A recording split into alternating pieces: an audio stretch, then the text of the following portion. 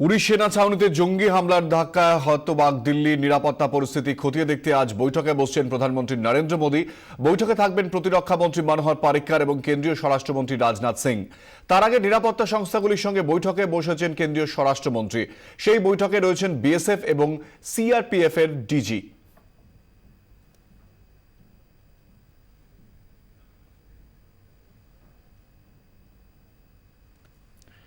পাকিস্তানের বক্তব্যকে গুরুত্ব দেওয়ার নিষ্প্রয়োজন মন্তব্য কেন্দ্রীয় স্বরাষ্ট্র প্রতিমন্ত্রী কিরেন রিজিজুর। नकारने या उसको इनकार करना कोई मायने नहीं रखता है। सब चीज सामने में आ चुका है, इसलिए पाकिस्तान क्या रिएक्शन करता है उस पर अभी ज्यादा हम लोगों को ध्यान नहीं देना चाहिए। आरोप लगा रहे भारत का टैक्टिक्स है सर। इसमें टैक्टिक्स देखिए, इसमें ज्यादा बयानबाजी नहीं करना चाहिए। अभी जो कदम उठाएंगे वो देख करके उठाएंगे, सब कुछ में को ध्यान में रखते हुए, इसलिए इसको ज्यादा बयानबाजी करना इस वक्त ठीक नहीं है। लेकिन पठानकोट के बाद फिर से ये घटना लगातार, इसके लिए इसलिए कहा ना, जो कदम उठाना है वो सोच समझ करके कदम उठाएंगे। उसको ज्यादा बयानबाजी करके उसको बिल्कुल अलग तरह का मुद्दा नहीं बनाना है। जो करना है वो सोच समझ के फोकस के साथ करना चाहिए। लेकिन सर पाकिस्तान तो हमेशा डिनायल मोड में रहता है जिस तरीके नहीं, मैंने कहा ना, अब उसको ज्यादा तूल नहीं देना चाहिए। पाकिस्तान क्या बोलता है अब। ঘরে ঢুকে পাকিস্তানকে মারুক ভারত, উড়ি হামলার পরে মারের বদলা মারের নিদান দিলেন যোগগুরু বাবা রামদেব। अहिंसा को जितना गौरव हमने दिया है उतना ही वीरत्व को भी गौरव देना होगा। और देश के प्रधानमंत्री नरेंद्र मोदी जी को बुद्ध की और युद्ध की दोनों की साथ साथ बात करनी होगी।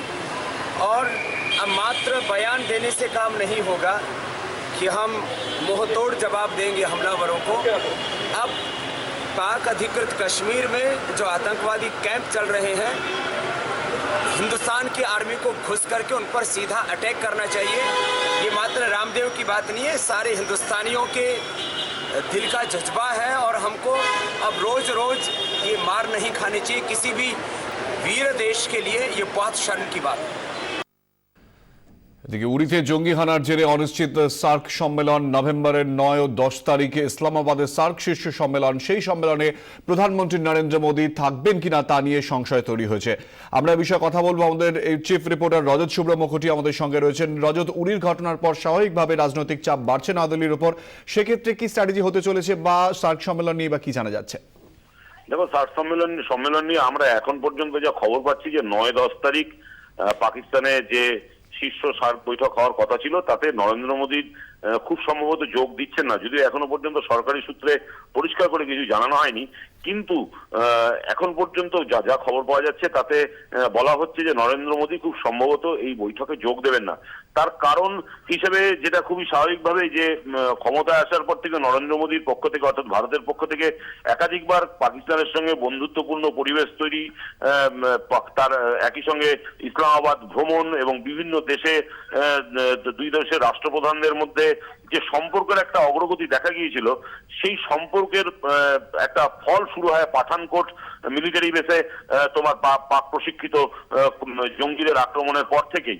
এবং গত 2-2.5 মাস ধরে কাশ্মীরে যেভাবে পাকিস্তান কাশ্মীরে যে আন্দোলন চলছে তাকে যেভাবে মদত দিয়ে আসছে এবং সেই মদতের কে কেন্দ্র করে ভারত কিন্তু ইতিমধ্যেই কড়া রিয়াকশন বারবার জানিয়ে এসছে।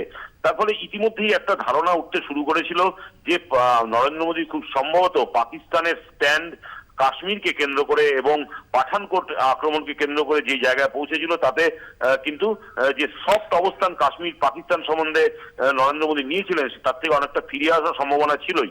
এবং সেটাকে আরো কয়েক গুণ বাড়িয়ে দিয়েছে যে উড়িতে গতকাল যে অ্যাটাক হয়েছে তাতে যে 17 জনের মৃত্যু, সেনা জওয়ানের মৃত্যু হয়েছে, তাতে সেই সম্ভাবনাটাকে আরো বাড়িয়ে দিয়েছে। তারপরে যতদূর জানা যাচ্ছে যে খুব সম্ভবত প্রধানমন্ত্রী নরেন্দ্র মোদী সার্ক সম্মেলন যোগ দিচ্ছেন না এবং সেক্ষেত্রে হয়তো কোনো তোমার মিনিস্ট্রিয়াল তোমার অন্য কোনো মন্ত্রীকে পাঠাতে হবে। কিন্তু গত কয়েক সপ্তাহ ধরে আমরা যেটা দেখতে পাচ্ছি যে Arun Jaitley economic summit boycott করেছেন এবং রাজনাথ সিং তাকে যেভাবে ট্রিট করা হয়েছে, ফলে সামগ্রিকভাবেই কাশ্মীর এবং ভারত কাশ্মীর ইস্যুকে কেন্দ্র করে তারপর উড়ি অ্যাটাক, তার আগে পাঠানকোট অ্যাটাক, সমস্তভাবে দুদেশের সম্পর্কের মধ্যে কিন্তু আবার একটা মিসট্রাস্ট তৈরি হয়েছে যেটা 2014 আগে এক্সিস্ট করছিল। ফলে খুব সম্ভবত সার্কের এই বৈঠকে শীর্ষ সম্মেলনে নরেন্দ্র মোদী যোগ দিচ্ছেন না। কুণাল। ধন্যবাদ রজত।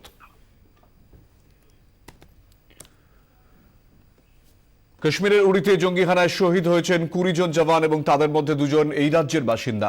একজন হাওড়ার যমুনা ভ্যালির বাসিন্দা জি দলাই, দ্বিতীয় জন সাগরের বাসিন্দা বিশ্বজিৎ ঘরাই।